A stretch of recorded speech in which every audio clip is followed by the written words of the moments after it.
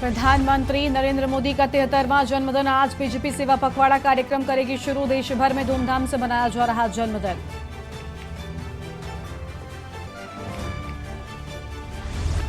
प्रधानमंत्री मोदी दिल्ली में आज यशोभूमि का करेंगे इनॉग्रेशन। 11,000 लोगों की बैठने की क्षमता, दुनिया का सबसे बड़ा कन्वेंशन सेंटर।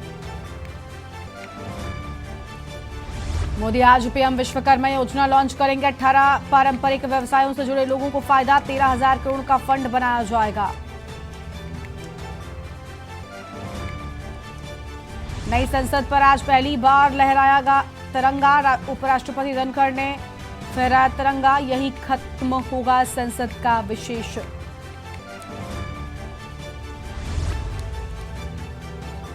हैदराबाद में सीडब्ल्यूसी बैठक का दूसरा दिन। कांग्रेस विजय रैली निकालेगी। तेलंगाना के लिए देगी 5 गारंटियां। खड़गे, सोनिया गांधी, राहुल गांधी, प्रियंका गांधी बैठक में शामिल। अनंतनाग एनकाउंटर के 5वें दिन एक आतंकी ढेर। एक और आतंकी के घिरे होने की संभावना। बारामूला में भी 3 आतंकी मारे गए। आप देख रहे हैं के न्यूज, खबरों का सारथी। नमस्कार, लाइव न्यूज में आप सभी का स्वागत है। मैं हूं आपके साथ गरिमा वाजपेयी। अनंतनाग में 5वें दिन भी मुठभेड़ जारी है। अनंतनाग और कोकेनाग गांव में मुठभेड़ और गाडूल इलाके में सेना की गोलीबारी लगातार जारी है। लगातार सेना गोलीबारी कर रही है और गाडूल इलाके में सेना की गोलीबारी लगातार जारी है। एक और आतंकी को सेना ने मार गिराया है। लगातार सेना गोलीबारी कर रही है और एक आतंकी के घेरे जाने की भी खबर सामने आ रही है। अनंतनाग में 5वें दिन भी लगातार मुठभेड़ जारी है। अहम खबर आपको हम बता रहे हैं, 5वें दिन भी लगातार मुठभेड़ जारी। अनंतनाग और कोकेनाग गांव में सेना और आतंकियों के बीच मुठभेड़। सेना ने एक आतंकी को जहां मार गिराया है, तो वहीं आपको बता दें कि सेना ने एक आतंकी को घेरे होने की भी जानकारी सामने आ रही है। लगातार सेना यहां पर गोलीबारी कर रही है। अहम खबर आपको बता दें, अनंतनाग में 5वें दिन भी मुठभेड़ जारी है। तो 5वें दिन भी मुठभेड़ लगातार जारी है और अनंतनाग और कोकेनाग गांव में मुठभेड़। अहम जानकारी आपको हम बता दें,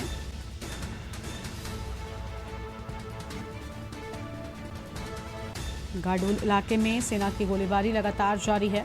यह अहम खबर आपको हम बता दें, लगातार गोलीबारी की जा रही है और अनंतनाग में 5वें दिन भी मुठभेड़ जारी होने की बात सामने आई है।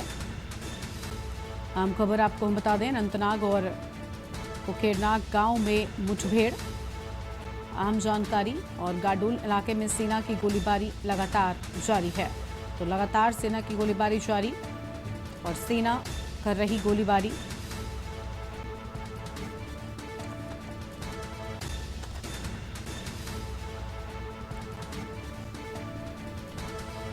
और इसी खबर पर बातचीत के लिए हमारे साथ में बुरहान रशीद जुड़ चुके हैं, हमारे सहयोगी जम्मू कश्मीर से। बुरहान, सेना और आतंकियों के बीच लगातार गोलीबारी जारी है और सेना ने एक आतंकी को मार गिराया है। इसके साथ ही एक आतंकी को घेरे जाने की भी बात सामने आ रही है। क्या है पूरी जानकारी, स्थितियां कैसी हैं फिलहाल वहां पर? मैं आपको बता दूं कि जनूबी कश्मीर के जिला अनंतनाग के कोकेनाग गाडूल के इलाके में आज 5वें दिन में एनकाउंटर जो है वो जारी है। गोलियों का तबादला जो है वो आज सुबह से फिर से शुरू हुआ है। लेकिन मैं आपको बता दूं कि अस्करी पसंदों की मौजूदगी की हलाकतों के बारे में अभी तक कोई वजाहत जो है वो नहीं हुई है। क्योंकि अगर हम कल की बात करें, कल मूसलाधार बारिश की वजह से एनकाउंटर को रोक दिया गया था। लेकिन मैं आपको बता दूं कि वही कश्तवाड़ पुलिस ने कहा कि हमने मुख्तलिफ जगहों पे नाकाबंदी की है। सरहदी इलाकों पे सरहदी इलाकों पे जो है फौज की तैनाती की गई है। क्योंकि मैं आपको बता दूं कि जो पहाड़ी इलाके में जो है घना जंगल है, हो सकता है कि अस्करी पसंद कश्तवाड़ की तरफ भागने की कोशिश की गई है। लेकिन वही एसएसपी कश्तवाड़ ने कहा कि चौकसी जो इस वक्त चौकस सरहद पे है। और साथ साथ मैं आपको बता दूं कि कोकेनाग के बस्ती के गाडूल इलाके में जारी तसादम चौथे दिन भी मुसलसल जारी है। और आपको बता दूं कि कल जिसके बाद शिवाली फौज के commander lieutenant general Upendra Reddy ने बारिश के दरमियान सुराग का जायजा लिया और एनकाउंटर जगह का दौरा किया। आपको बता दूं कि अस्करी पसंदों के सुराग लगाने के लिए जदीद तरीन हथियारों का अगर इस्तेमाल किया, लेकिन इस बात का कोई ठोस सबूत नहीं मिला। अस्करी पसंद अभी भी इलाके में छुपे हुए हैं या भागने में कामयाब हुए हैं। बिल्कुल, लेकिन बुरहान, एक इनपुट ये भी सामने आया है कि पाकिस्तान की ओर से भी गोलीबारी जो है वो हो रही थी। क्या इस पूरे मामले में, क्योंकि जिस तरीके से हमने अपने सैनिकों को खोया है, देश गुस्से में है और जानना चाहता है कि आखिर इस सब के पीछे कौन है। आतंकियों को तो सेना हमारी जवाब दे ही रही है, लेकिन क्या पाकिस्तान का कोई हाथ भी इस पूरे मामले में देखने को मिला है? कैसी कोई जानकारी, कोई इनपुट मिला? लेकिन अस्करियत पसंद और फौज के दरमियान शुमाली कश्मीर के बारामूला के उरी इलाके में जो है एक मुठभेड़ शुरू हुई, जिसमें 3 अस्करियत पसंद मारे गए। लेकिन बॉर्डर की तरफ से कहा गया कि बॉर्डर की तरफ से कहा गया कि हमला किया गया था, लेकिन 3 अस्करियत पसंद कल बारामूला की उरी सेक्टर में जो है वो मारे गए। लेकिन मैं आपको बता दूं कि अगर हम कोकरनाग गडोल की बात करें, जो 5-6 दिन में इनकाउंटर तब्दील हुआ, साथ साथ मैं आपको बता दूं कि फोर्सेज से 20 इजाफी कंपनी के साथ चारों कमांडर और विक्टर फोर्स की तैनाती की गई और जंगलात के छुपे अस्करियत पसंद की तलाशी के इलाके में भेज दिए गए। हालांकि हेलीकॉप्टर के जरिए नकला हरकत की कड़ी नजर रखी जा रही है। लेकिन मैं आपको बता दूं कि सिक्योरिटी फोर्स ने मुश्तरका तौर पर ड्रोन का इस्तेमाल किया। अगर मैं आपको बता दूं कि इजराइली ड्रोन का साथ साथ इस्तेमाल किया गया या हेलीकॉप्टर या क्वाडकॉप्टर की इस्तेमाल किया जा रहा है। और कल भी हेलीकॉप्टर जो जिसे फिक्स गन किया जाता है और उसके बाद मुश्तबा मुकाम पे पहुंचाया जाता है, उसके बाद गोलियां जो है चलाई जाती है। लेकिन मैं आपको बता दूं कि लाचेरस की बात करें, गोले दागे गए जिस मुकाम पे अस्करी पसंद कहा गया छुपा हुआ था। क्योंकि मैं आपको बता दूं कि कल जिस तरीके से हाइड आउट को जो है तबाह किया था, लेकिन कहा जा रहा है कि एक फुटेज के जरिए दिखाया गया है कि कुछ 2 अस्करी पसंद जो लश्कर तैयबा के साथ है वो उस जगह पे भाग गए। लेकिन फिलहाल उस पूरे इलाके को घेराबंदी की गई है। लेकिन मैं आपको बता दूं कि सबसे बड़ा इनकाउंटर ये माना जाएगा, क्योंकि 5 दिन गुजर चुके हैं, पसंद की कोई हलाकत अभी तक नहीं हुआ। क्योंकि कल भी पुलिस की तरफ से कहा गया कि जंगल का इलाका है और जंगल के इलाके में काफी परेशानी का सामना करना पड़ता है और कभी मौसम की सूरत भी बदल जाती है और कभी मौसम की वजह से जो है इनकाउंटर को रोक दिया गया था। लेकिन मैं आपको बता दूं कि काफी जो टेक्निकल जो मुख्तलिफ, अगर हम हेलीकॉप्टर की बात करें और इसे इस्तेमाल किया गया था, हेलीकॉप्टर और क्वाडकॉप्टर, इजराइल ड्रोन M4 की बात करें वो भी इस्तेमाल किया गया था। लेकिन फिलहाल अस्करियत पसंद की बात करें तो अभी कोई वजाहत नहीं हुई और उसमें कोई अस्करियत पसंद मारा गया है या नहीं। बिल्कुल साफ तौर पर देखिए, अभी भी लगातार सेना जो है पूरे मामले में जांच कर रही है और सेना का जिस तरीके से इस पूरे मामले में एक्शन हो रहा है, क्योंकि सेना ने अपने लोगों को खोया है और जिसके चलते अब देश भी चाहता है कि इन लोगों से बदला लिया जाए जिन्होंने हमारे सैनिकों की जान ली है। और बुरहान, जिस तरीके से देश भर में इस पूरी घटना को लेकर सवाल उठ रहे थे, कई तरह की बातें भी सामने आई थी। एक तरफ विपक्षियों ने अनंतनाग को लेकर कई सारी बातें की थी, लेकिन सरकार ने साफ कहा था कि सेना जवाब देगी और इन आतंकियों को मार गिराएगी। सेना ने ठीक वैसा ही किया। जाहिर सी बात है कि डायरेक्टर जनरल ऑफ पुलिस ने कहा था कल, जिस तरीके से कहा कि रिस्क लेने की जरूरत नहीं, लेकिन फौज ने जो है रिस्क ली है फिलहाल, क्योंकि जिस तरीके से 5वां दिन इनकाउंटर है। मैं आपको याद दिला दूं कि इससे पहले भी जनूबी कश्मीर के कुलगाम के मजदम हालांकि इलाके में इनकाउंटर हुआ, जिसमें 3 फौजी एहलकार भी मारे गए थे, लेकिन वहां से जो है अस्करियत पसंद भागने में कामयाब हुए। लेकिन उस इनकाउंटर को, उस ऑपरेशन को रोक दिया गया था। लेकिन इस तरीके से जानी अस्करियत पसंद जो है गाछ लगा, जिसमें फौज को काफी नुकसान होना पड़ा। मैं आपको बता दूं कि DSP के साथ साथ मैं आपको बता दूं कि कर्नल भी मारा गया और एक फौजी एहलकार भी जख्मी हो गया। लेकिन मैं आपको बता दूं कि यही अस्करियत पसंद ने गाछ लगाकर हमला किया, उसमें कहा जा रहा है कि कहीं ना कहीं कुछ फौजी एहलकार भी जो है अभी लापता है उस इलाके में। इसीलिए फौज ने जो है 20 कंपनियों के साथ साथ कमांडो विक्टर फोर्स की तैनाती की गई और जंगलात इलाकों में जो है अस्करियत पसंद की तलाशी जो है वो की जा रही है। कोशिश की जा रही है कि अस्करियत पसंद को जल्द से जल्द मारा जाए, ताकि जिस तरीके से उन्होंने हरकत की उसका बदला जो है वो लिया जाए। बिल्कुल, बहुत शुक्रिया आपका बुरहान हमारे साथ जुड़ने के लिए और अहम जानकारी हमारे दर्शकों के साथ साझा करने के लिए। तो लगातार सेना गोलीबारी कर रही है। सेना ने एक आतंकी को आज भी मार गिराया है। 5वें दिन भी लगातार अनंतनाग में मुठभेड़ सेना और आतंकियों के बीच जारी है। सेना ने आतंकियों को मार गिराया, जिस तरीके से देश के जवान शहीद हुए, जिसके बाद अब सेना ने इसका बदला लिया है, आतंकियों को मौत के घाट उतारा और गाडोल इलाके में सेना की गोलीबारी लगातार जारी है। इस वक्त की बड़ी जानकारी आपको बता दें, लगातार सेना गोलीबारी कर रही है। तो यह अहम खबर, और लगातार सेना की ओर से गोलीबारी जारी है। अनंतनाग में 5वें दिन भी मुठभेड़ हुई है। तो अनंतनाग में 5वें दिन भी मुठभेड़ हुई है और एक आतंकी को मार गिराया गया है।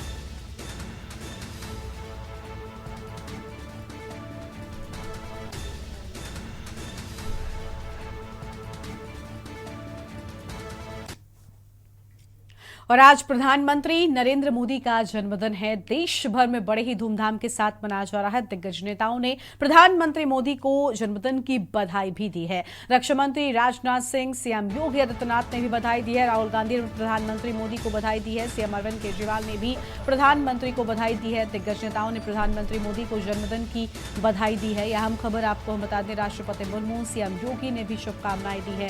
आज प्रधानमंत्री नरेंद्र मोदी का जन्मदिन है। राष्ट्रपति मुर्मू, सीएम योगी आदित्यनाथ ने शुभकामनाएं दी हैं और जन्मदिन के मौके पर प्रधानमंत्री को देश भर से बधाई संदेश मिल रहे हैं।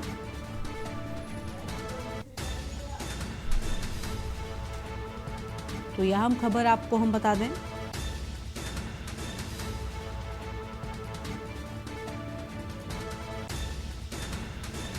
दिल्ली से खबर, जहां पर ये अहम जानकारी सामने आई है।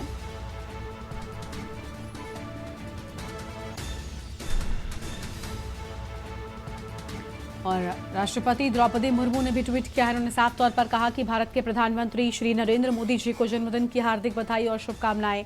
मेरी शुभेच्छा है कि अपनी दूरगामी दृष्टि तथा सुदृढ़ नेतृत्व से आप अमृत काल में भारत के समग्र विकास का मार्ग प्रशस्त करें। मेरी ईश्वर से प्रार्थना है कि आप सदा स्वस्थ और सानंद रहें और देशवासियों को अपने अप्रतिम नेतृत्व से लाभान्वित करते रहें। तो president of India Draupadi Murmu की ओर से ट्वीट कर प्रधानमंत्री नरेंद्र मोदी को उनके जन्मदिन के मौके पर बधाई दी गई है और ये खास बधाई संदेश भी उन्होंने ट्विटर पर लिखा है। तो प्रधानमंत्री को जन्मदिन की बधाई दी है देश की राष्ट्रपति द्रौपदी मुर्मू ने। तस्वीरें आपको हम दिखा रहे हैं। राष्ट्रपति की ओर से ट्वीट कर ये अहम बातें कही गई हैं। और देश भर में बड़े ही धूमधाम के साथ आज उनका जन्मदिन मनाया जा रहा है और इस जन्मदिन को सेवा पखवाड़ा के रूप में बीजेपी मना रही है। विश्वकर्मा जयंती के मौके पर योजना का शुभारंभ हुआ है। पीएम विश्वकर्मा योजना का शुभारंभ प्रधानमंत्री करेंगे। पारंपरिक कारीगरों और योजना का शुभारंभ कारीगरों के लिए होगा। शिल्पकारों को पीएम प्रमाण पत्र और आईडी कार्ड सौंपेंगे। देश के 30 लाख पारंपरिक कारीगरों को फायदा मिलेगा। योजना के पहले चरण में कामगारों को मिलेगा लाभ। कामगारों को 5% ब्याज दर से 1 लाख का लोन मिलेगा। अगले चरण में लोन की रकम 2 लाख रुपए कर दी जाएगी। योजना के लिए सरकार ने 13,000 करोड़ आवंटित किए हैं। तो गंगा घाट पर भी विशेष तैयारियां की गई हैं।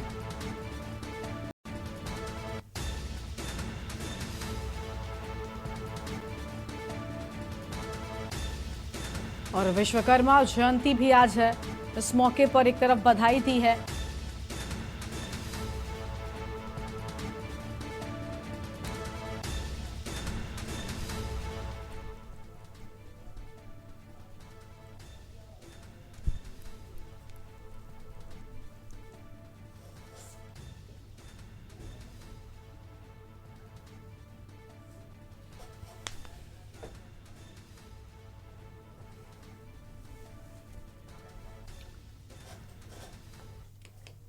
और आगे बढ़ेंगे। प्रधानमंत्री के जन्मदिन के मौके पर एक अद्भुत नजारा भी देखने को मिला है। 73 साल, 73 बटुकों और 73 वैदिक मंत्रों से जन्मदिन मनाए जाने की बात सामने आई है। गंगा का जल अभिषेक कर जन्मदिन मनाया गया। अहिल्याबाई घाट पर बटुकों ने मनाया है प्रधानमंत्री का जन्मदिन। ये बड़ी जानकारी आपको हम बता रहे हैं। गंगा घाट पर अद्भुत नजारा देखने को मिला है। तो गंगा घाट पर अद्भुत नजारा देखने को मिला। 73 साल, 73 बटुकों ने प्रधानमंत्री का जन्मदिन मनाया है। ये बड़ी जानकारी। गंगा का जलाभिषेक कर जन्मदिन मनाया गया है। तो गंगा का जलाभिषेक कर जन्मदिन मनाया गया। वाराणसी से खबर, प्रधानमंत्री मोदी के जन्मदिन का अद्भुत नजारा देखने को मिला है और गंगा घाट पर यह अद्भुत नजारा देखा गया। तस्वीरें आपको हम दिखा रहे हैं। आप देखिए किस तरीके से प्रधानमंत्री मोदी के जन्मदिन पर 73 साल उनके पूरे होने पर और 73 बटुकों ने यहाँ पर विशेष पूजा अर्चना की है और जलाभिषेक कर उनका जन्मदिन मनाया है।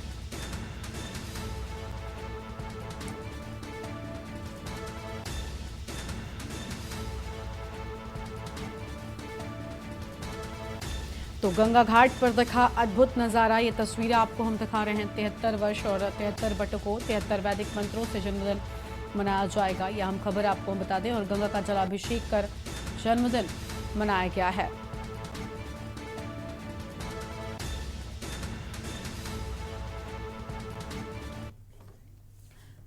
और आज प्रधानमंत्री के मौके पर देश भर से प्रधानमंत्री को जन्मदिन पर बधाइयां मिल रही हैं। अलग अलग लोगों की ओर से ट्वीट कर प्रधानमंत्री को बधाई संदेश मिल रहे हैं। एक तरफ सबसे पहले आपको हम दिखा रहे हैं ट्वीट जब देश की राष्ट्रपति द्रौपदी मुर्मू ने ट्वीट किया है और प्रधानमंत्री को बधाई दी है। उनके जन्मदिन के खास मौके पर यह बधाई संदेश उन्होंने लिखा है और उन्होंने कहा है कि आप यूं ही देशवासियों को अप्रतिम नेतृत्व से लाभान्वित करते रहें। प्रधानमंत्री को जन्मदिन पर यह विशेष संदेश लिखकर बधाई दी है देश की राष्ट्रपति द्रौपदी मुर्मू ने। और राजनाथ सिंह का ये ट्वीट आपको हम दिखा रहे हैं। देश के रक्षा मंत्री राजनाथ सिंह ने भी प्रधानमंत्री के जन्मदिन पर ट्वीट किया और कहा कि भारत के यशस्वी एवं कर्मयोगी प्रधानमंत्री श्री नरेंद्र मोदी को जन्मदिन की ढेरों शुभकामनाएं। भारत को न केवल नई पहचान दी बल्कि संपूर्ण विश्व में उसका नाम रोशन किया है। इसके साथ ही कल्याण और गरीब कल्याण के प्रति पूरी तरह प्रतिबद्ध मोदी जी ने भारत को विकास की नई बुलंदियों तक पहुंचाया है। उनके नेतृत्व में भारत उत्तरोत्तर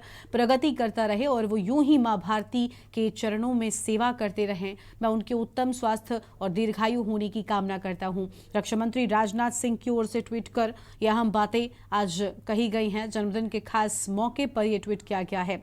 और पुष्कर सिंह धामी ने ट्वीट किया है। उत्तराखंड के मुख्यमंत्री पुष्कर सिंह धामी ने भी ट्वीट किया और प्रधानमंत्री के जन्मदिन के मौके पर उन्हें बधाई दी और साथ ही कहा कि प्रधानमंत्री ने पूरे विश्व में भारत का मान सम्मान और स्वाभिमान बढ़ाया है और यूं ही देश को उनका साथ मिलता रहे और देश को वो आगे लेकर जाते रहे। पुष्कर सिंह धामी की ओर से ट्वीट कर ये अहम बातें कही गई हैं और उन्होंने कहा है कि बाबा केदार से प्रार्थना है कि वो उन्हें लंबी उम्र दें और स्वस्थ जीवन प्रदान करें। आज 73वें जन्मदिन के मौके पर ये विशेष बधाई संदेश जो प्रधानमंत्री को मिले हैं वो आपको हम दिखा रहे हैं। और दिल्ली के मुख्यमंत्री अरविंद केजरीवाल ने भी आज उन्हें बधाई संदेश दिया है। उन्होंने लिखा है कि बड़ी greetings to honourable prime minister Narendra Modi ji, pray for your good health and long life. तो दिल्ली के मुख्यमंत्री अरविंद केजरीवाल ने भी उनकी अच्छी सेहत और दीर्घायु होने की कामना की है और ये तस्वीरें आपको हम दिखा रहे हैं। इसके साथ ही राहुल गांधी ने भी प्रधानमंत्री को जन्मदिन की बधाई दी है। Wishing PM Narendra Modi a happy birthday, ये आप देख सकते हैं। राहुल गांधी की ओर से भी आज उनके जन्मदिन के मौके पर प्रधानमंत्री नरेंद्र मोदी को जन्मदिन की बधाई दी है।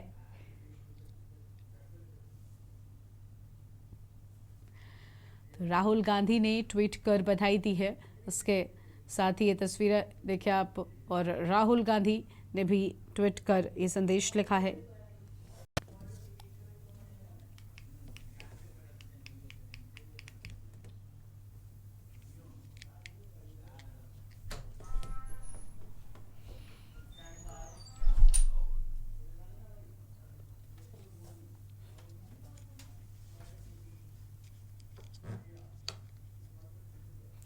और प्रधानमंत्री नरेंद्र मोदी दिल्ली में यशोभूमि का इनॉग्रेशन करेंगे। दुनिया का सबसे बड़ा कन्वेंशन सेंटर, 11,000 लोगों की बैठने की क्षमता। भारत मंडपम से भी बड़ा है यशोभूमि। 219 एकड़ में 5400 करोड़ की लागत से यशोभूमि बना है। एक साथ 3000 कारों की हो सकेगी पार्किंग। इसके साथ ही ये सबसे बड़ा माना जा रहा है। ये दुनिया का सबसे बड़ा कन्वेंशन सेंटर, ये अहम जानकारी आपको हम बता दें। दुनिया का सबसे बड़ा कन्वेंशन सेंटर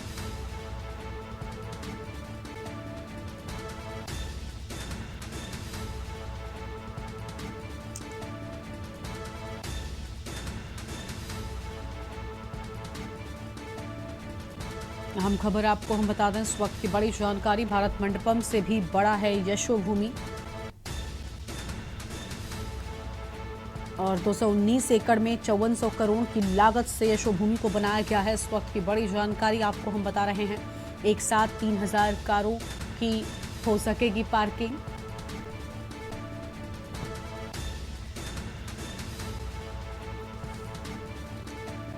और ये दुनिया का सबसे बड़ा कन्वेंशन सेंटर है। तो ये दुनिया का सबसे बड़ा कन्वेंशन सेंटर है। 11,000 लोगों के बैठने की क्षमता इस कन्वेंशन सेंटर में है। यह हम जानकारी आपको हम बता दें। भारत मंडपम से भी बड़ा है यशोभूमि। तो भारत मंडपम से भी बड़ा है यशोभूमि और 11,000 लोगों के बैठने की क्षमता है इसमें। ये तस्वीरें आपको हम दिखा रहे हैं।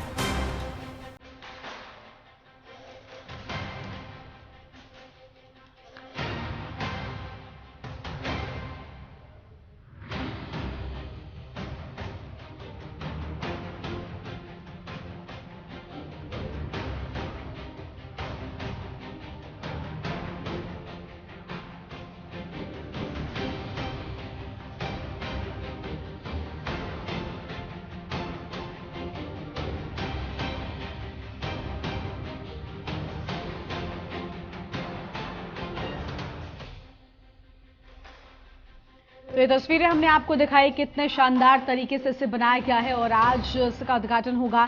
और इसी खबर पर बातचीत के लिए हमारे साथ हमारे संवाददाता प्रवेश शर्मा जुड़ चुके हैं। प्रवेश, यशोभूमि आज प्रधानमंत्री इसका उद्घाटन करेंगे और ये भारत मंडपम से भी बड़ा है। ये सबसे बड़ा दुनिया का कन्वेंशन सेंटर है जो कि भारत में होने जा रहा है। क्या पूरी जानकारी है आपके पास?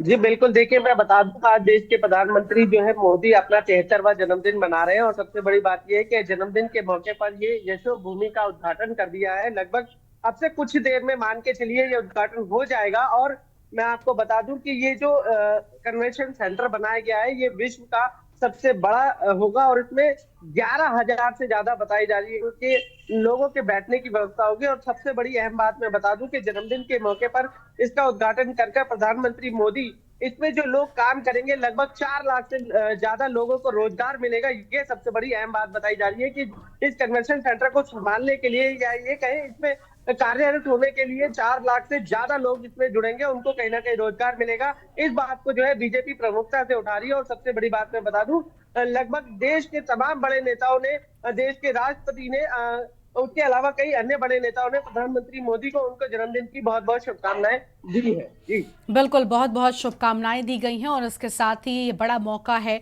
ये दुनिया में सबसे बड़ा कन्वेंशन सेंटर भारत के नाम होगा, भारत में होगा और ये एक बड़ी उपलब्धि के तौर पर भी देखा जा सकता है। प्रवेश, आने वाले वक्त में यहाँ पर कई अहम आयोजन भी हो सकते हैं।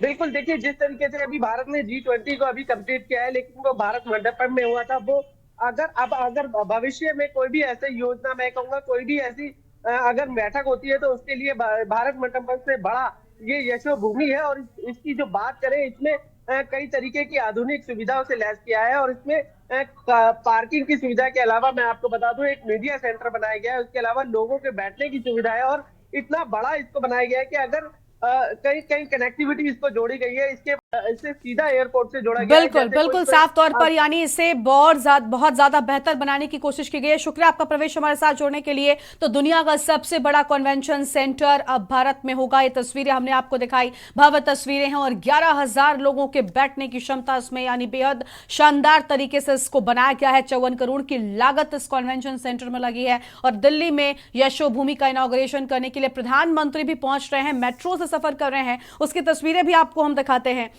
तो प्रधानमंत्री मेट्रो से यहां पर पहुंच रहे हैं, उसकी तस्वीरें हम आपको दिखाएंगे। ये सबसे बड़ा कन्वेंशन सेंटर, अब दुनिया का सबसे बड़ा कन्वेंशन सेंटर भारत में। और ये तस्वीरें आपको दिखाते हैं जहां प्रधानमंत्री इसका उद्घाटन करने के लिए आम लोगों के बीच पहुंच रहे हैं। आज देखिए प्रधानमंत्री का जन्मदिन भी है और यहां पर कुछ युवतियां नजर आ रही हैं जो प्रधानमंत्री के साथ सेल्फी लेते हुए। आमतौर पर उनका ये चिर परिचित अंदाज है जो अक्सर देखने को मिलता रहता है। इसके पहले भी उन्होंने कई बार मेट्रो में सफर किया है और खासतौर पर बात अगर दिल्ली की होती है, वो कहीं पर जाते हैं तो कई बार ऐसा है जब वो मेट्रो में पहुंचते हैं, मेट्रो के बीच आम लोगों के बीच बैठकर जाते हैं। और ये तस्वीर आपको हम दिखा रहे हैं। आज देखिए प्रधानमंत्री का जन्मदिन भी है और इस खास मौके पर एक तरफ देश के नाम ये बड़ी सौगात प्रधानमंत्री देंगे, लेकिन दूसरी ओर आम लोगों के बीच जाकर उनसे बात कर वो जानते हैं कि आखिर क्या चीजें हैं और यही उन्हें बाकियों से अलग बनाता है। आज उनका जन्मदिन भी है। इस मौके पर एक तरफ यहाँ बधाइयां मिल रही हैं, दूसरी ओर ये तस्वीरें आपको हम दिखा रहे हैं। आप देखिए यहाँ पर प्रधानमंत्री नरेंद्र मोदी ने उद्घाटन किया है और ये तस्वीरें हैं जहां पर उद्घाटन किया गया है प्रधानमंत्री नरेंद्र मोदी के द्वारा। मेट्रो से उन्होंने अपना ये सफर पूरा किया और ये तस्वीर आपको हम दिखा रहे हैं। दुनिया के सबसे बड़े कन्वेंशन सेंटर का उद्घाटन प्रधानमंत्री नरेंद्र मोदी ने किया है और यहां तक वो मेट्रो से सफर कर पहुंचे हैं। इस दौरान उनके आसपास जो लोग मौजूद रहे काफी खुश नजर आए हैं और तस्वीरें आपकी टीवी स्क्रीन पर आपको हम दिखा रहे हैं। महिलाओं के साथ उन्होंने सेल्फी भी ली है। ये तस्वीरें आपकी टीवी स्क्रीन पर बेहद खूबसूरत तरीके से इस कन्वेंशन सेंटर को बनाया गया है और इस कन्वेंशन सेंटर में कई सारी विशेषताएं हैं। ये तस्वीरें आपको हम दिखा रहे हैं। तो इन तस्वीरों को देखकर आप अंदाजा लगा सकते हैं कि ये कितना खास होगा।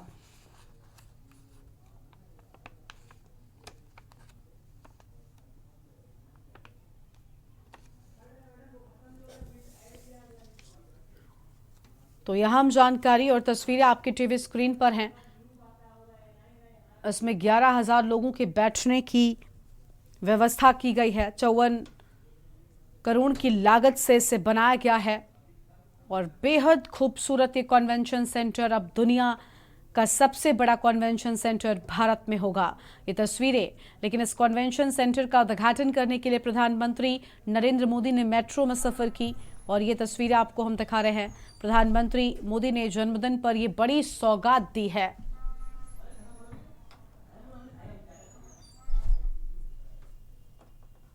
तो जन्मदिन के मौके पर ये बड़ी सौगात दी गई है, प्रधानमंत्री की ओर से उद्घाटन किया गया है। लेकिन इस उद्घाटन के लिए खुद प्रधानमंत्री मेट्रो में सवार हुए और आम लोगों के बीच उन्होंने सफर किया है। ये देखिए, यहाँ पर हाथ जोड़कर लोगों का अभिवादन स्वीकार करते हुए प्रधानमंत्री। आज प्रधानमंत्री का जन्मदिन है और जन्मदिन के मौके पर ये खास तोहफा प्रधानमंत्री ने दिया है। दुनिया के सबसे बड़े कन्वेंशन सेंटर का उद्घाटन किया है। आप देखिए, यहाँ पर सभी लोगों से बातचीत की उन्होंने। हालांकि सभी ने उन्हें उनके जन्मदिन की बधाई भी दी है और ये बड़ी सौगात प्रधानमंत्री ने सौंपी है आज देश को। दुनिया का सबसे बड़ा कन्वेंशन सेंटर अब भारत में होगा। तो ये तस्वीरें आपके टीवी स्क्रीन पर आपको हम दिखा रहे हैं। 11,000 लोगों के बैठने की क्षमता इस कन्वेंशन सेंटर में की गई है।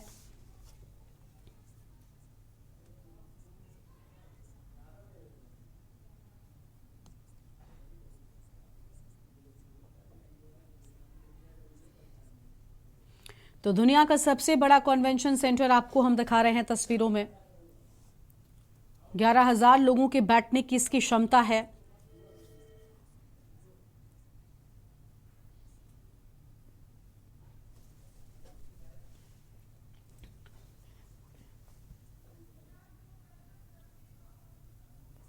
तो ये दुनिया का सबसे बड़ा कन्वेंशन सेंटर, तस्वीरें आपको हम दिखा रहे हैं। और इस कन्वेंशन सेंटर का उद्घाटन किया है प्रधानमंत्री नरेंद्र मोदी ने।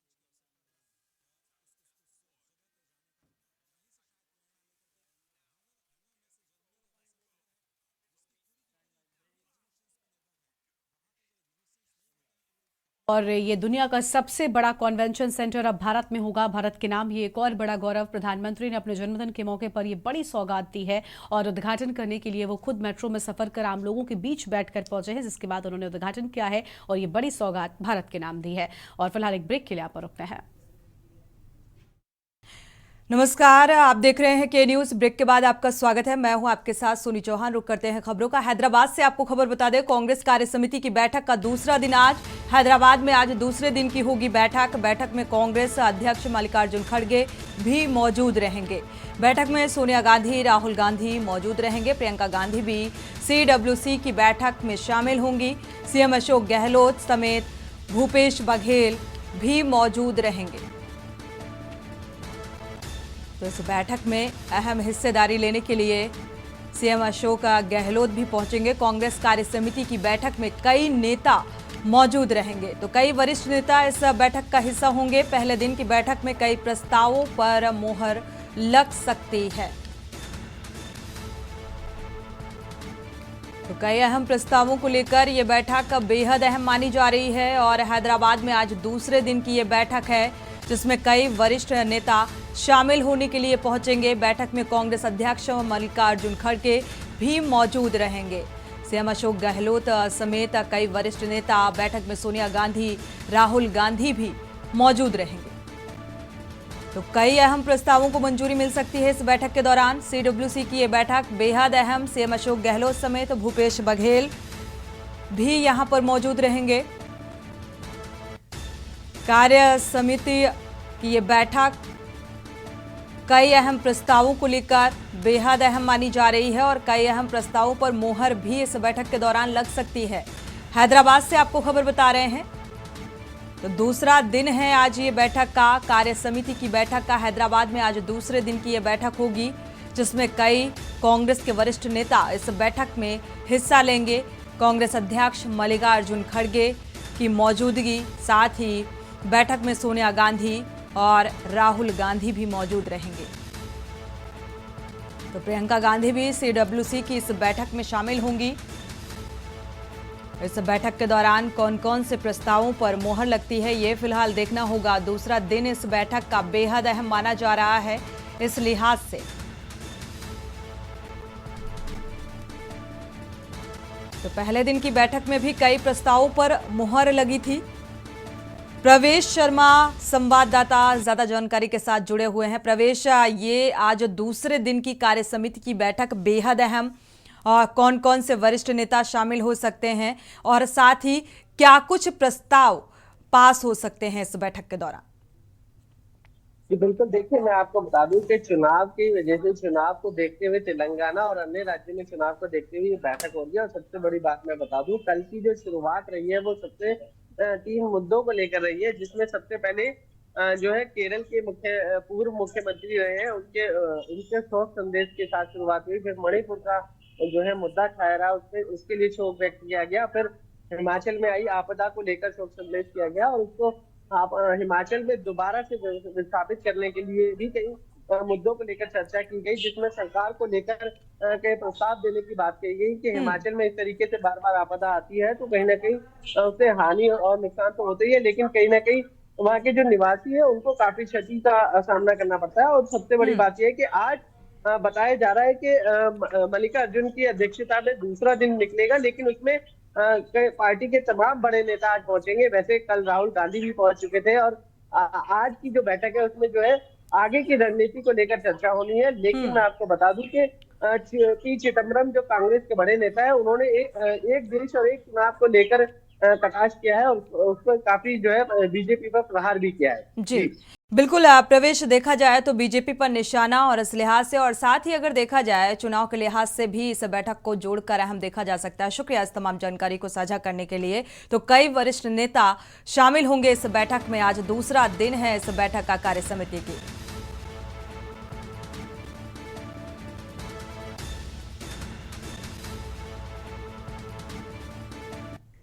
तो सीधे रुख करते हैं दिल्ली का। दिल्ली लेकर आप चलते हैं। आज आपको बता दें विश्वकर्मा पूजा है और ऐसे में प्रधानमंत्री नरेंद्र मोदी का जन्मदिन है और जन्मदिन के इस खास अवसर पर देशवासियों को कई सौगातें भी देंगे। आप ये सीधी तस्वीरें आप देख पा रहे हैं।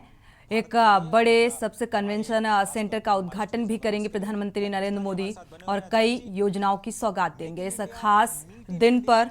हमें लेके जाता हुआ शायद हमारा फोकस होगा कि आइए हम लोग भारत में मिलें, भारत के बड़े बाजार का। फिलहाल ये सीधी तस्वीरें आप देख पा रहे हैं प्रधानमंत्री नरेंद्र मोदी की विश्वकर्मा पूजा के बाद।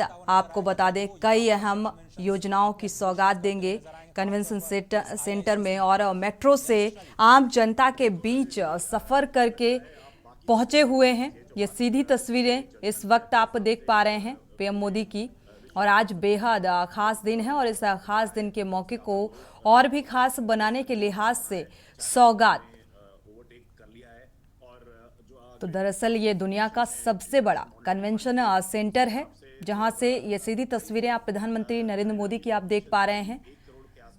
और आज विश्वकर्मा पूजा है और इस अवसर पर पुष्प अर्पित करते हुए कई योजनाओं की सौगात देंगे देशवासियों को। जिस तरह से पर कैपिटा जीडीपी या पर कैपिटा इनकम भी बढ़ रही है, जैसे हमारी इकोनॉमी और स्ट्रेंथन हो रही है, तो परचेजिंग पावर हमारे लोगों में बहुत बढ़ेगी, ऑलरेडी है। तो ये एक जो इंडिया एक मार्केट है, ये कोई भी मल्टीनेशनल हो, किसी भी कंट्री से ऑपरेट करता हो, वो इंडिया को कोई इग्नोर नहीं कर सकता, क्योंकि हमारे यहाँ जो लार्जेस्ट। तो कई योजनाओं की सौगात दी है और ये सीधी तस्वीरें इस वक्त आप देख पा रहे हैं प्रधानमंत्री नरेंद्र मोदी की हाथ जोड़कर अभिवादन करते हुए, स्वीकार करते हुए। ये तस्वीरें बेहद खास।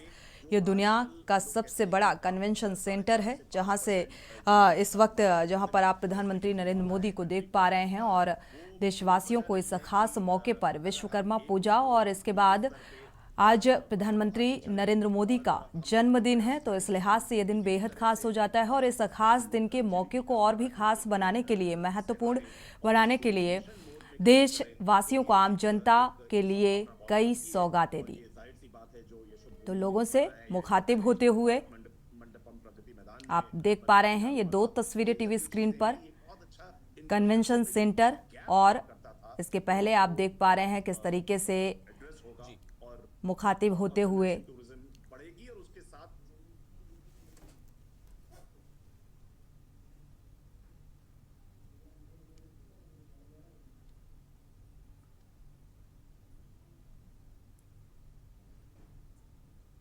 तो कारीगरी कितनी बेहद खास है। आप ये देख पा रहे हैं हाथ में शूज लेकर प्रधानमंत्री उसे देखते हुए परखते हुए नजर आ रहे हैं और बातचीत करते हुए।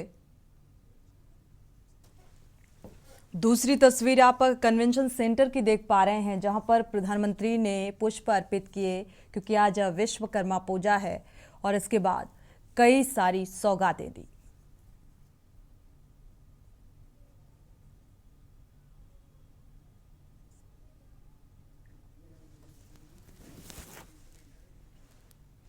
तो आप ये तस्वीरें आप देख पा रहे हैं। पहली तस्वीर कन्वेंशन सेंटर की आप देख पा रहे हैं जहां पर विश्वकर्मा पूजा और हाथ जोड़कर अभिवादन स्वीकार करते हुए। दूसरी तस्वीर आप देख पा रहे हैं कि जो विशाल कन्वेंशन सेंटर है ये सौगात देते हुए ये तस्वीर आप बेहद खास देख पा रहे हैं।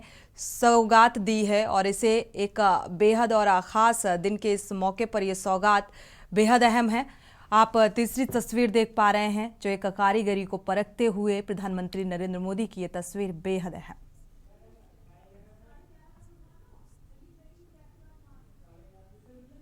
तो एक ये दुनिया का सबसे बड़ा कन्वेंशन सेंटर है।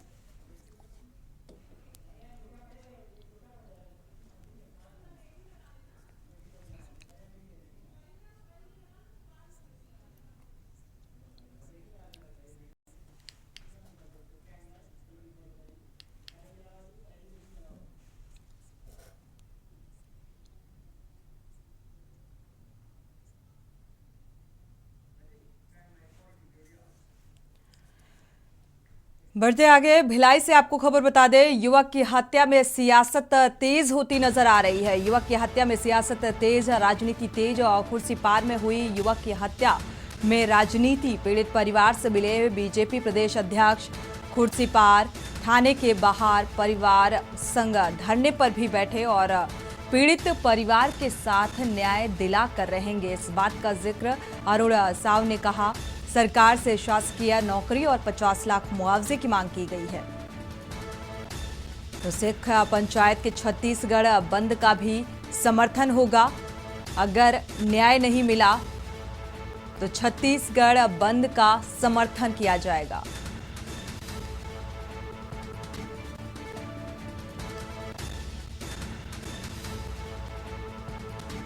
भिलाई से आपको खबर बता रहे हैं, युवक की हत्या में अब सियासत तेज होती नजर आ रही है। जिस तरीके से जो राजनीतिक दल हैं वो इससे जुड़ते आ रहे हैं और समर्थन करते हुए नजर आ रहे हैं।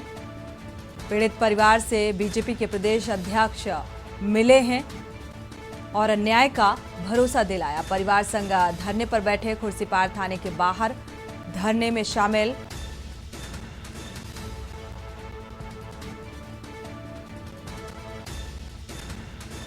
पीड़ित परिवार के साथ न्याय दिलाकर रहेंगे, ये कहना है। अगर न्याय नहीं मिलता तो ये प्रदर्शन और आगे बढ़ाया जाएगा। सरकार से शासकीय तौर पर 50,000 के मुआवजे की मांग। सिख पंचायत के छत्तीसगढ़ बंद होने का भी समर्थन किया जाएगा अगर इस पीड़ित परिवार को न्याय नहीं मिलता।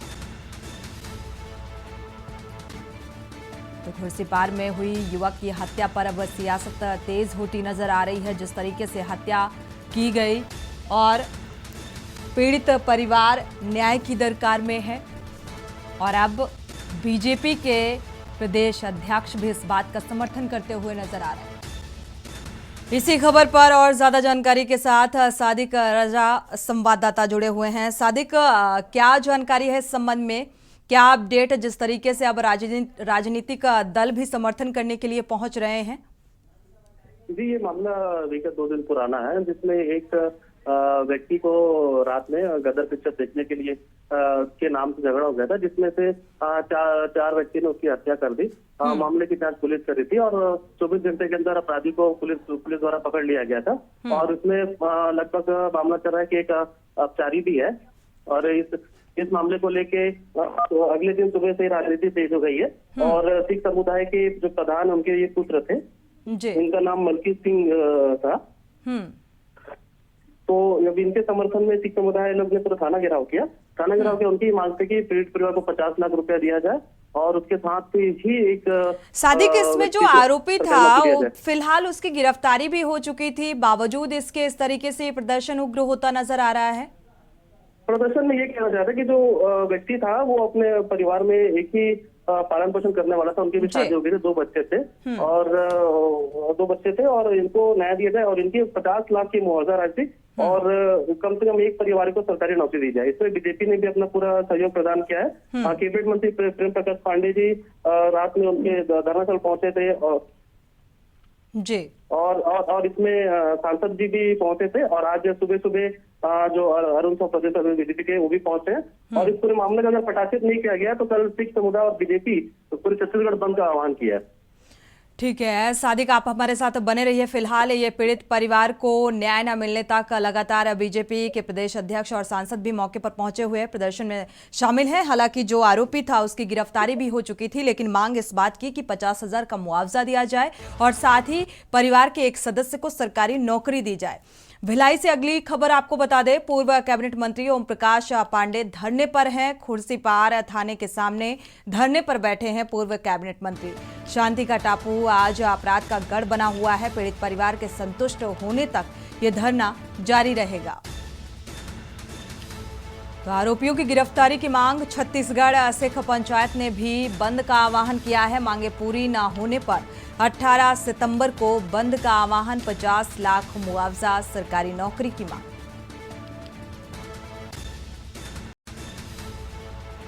सादिक रजा इसी खबर पर जुड़े हुए हैं ज्यादा जानकारी के साथ। सादिक, अगर जिस तरीके से प्रदर्शन में राजनीतिक दलों का खासतौर पर बीजेपी समर्थन कर रही है इस बात का और प्रदर्शन में शामिल है, अगर ये मांगे नहीं मानी जाती हैं तो अगला कदम क्या होगा?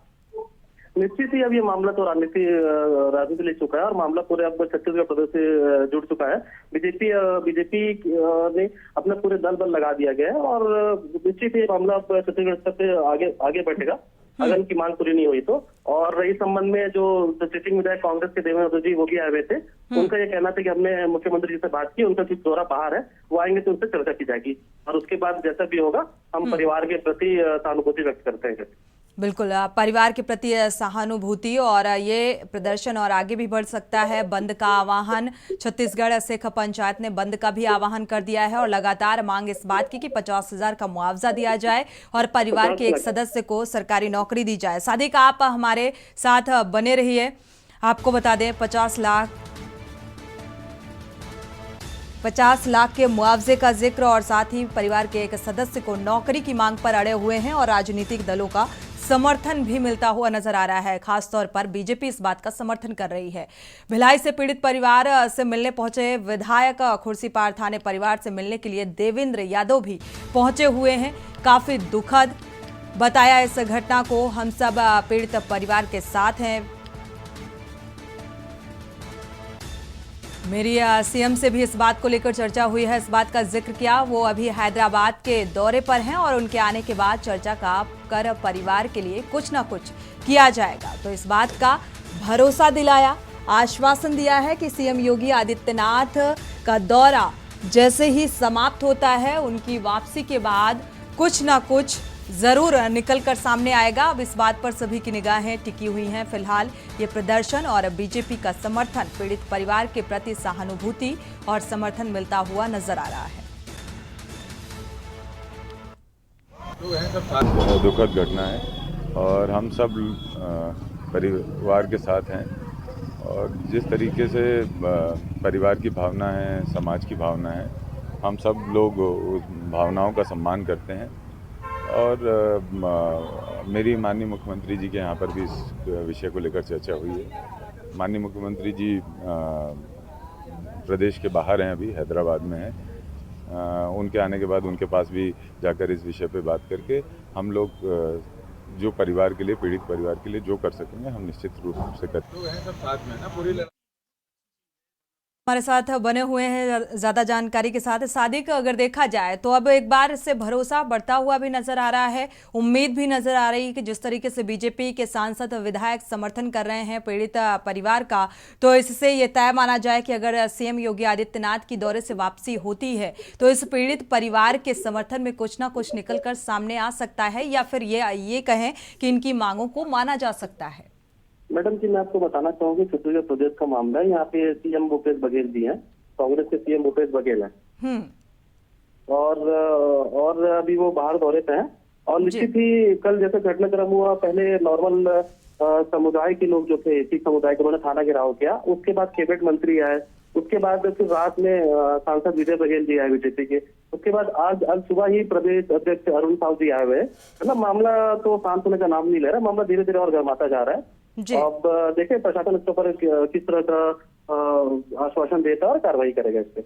बिल्कुल सादिक, शुक्रिया इस तमाम जानकारी को साझा करने के लिए। माफी चाहेंगे, हालांकि जिस तरीके से भूपेश बघेल की अगर वापसी होती है तो जाहिर सी बात है, ये उम्मीद नजर आ रही है कि ये मांगे पूरी हो सकती हैं। जिस तरीके से समर्थन किया जा रहा है, बीजेपी के विधायक और सांसद लगातार पीड़ित परिवार का समर्थन करते हुए नजर आ रहे हैं और न्याय की आस में बैठे हुए हैं।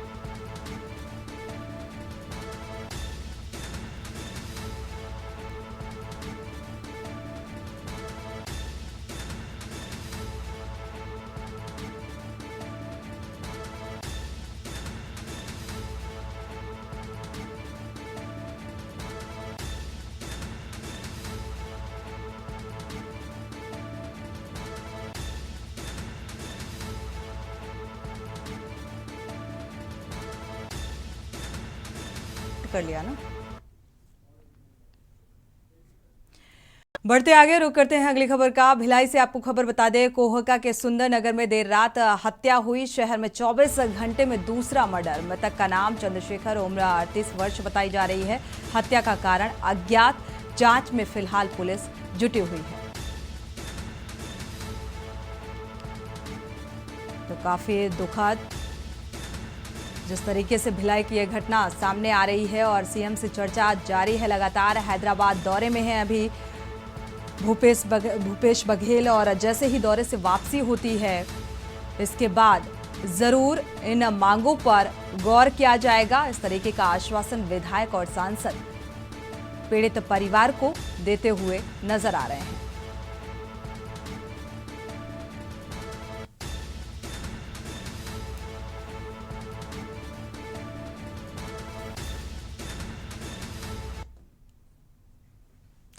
रुक करते हैं अगली खबर का। कवर्धा चिल्फी पुलिस और आबकारी विभाग की कार्रवाई। चेकिंग के दौरान कार से 6,20,000 रुपए बरामद किए गए। गुजरात से बिलासपुर जा रही थी ये कार। पुलिस ने कार सवार 4 लोगों से पूछताछ की। गुजरात के रहने वाले ये बताए जा रहे हैं सभी। चिल्फी थाना क्षेत्र का ये पूरा मामला बताया जा रहा है।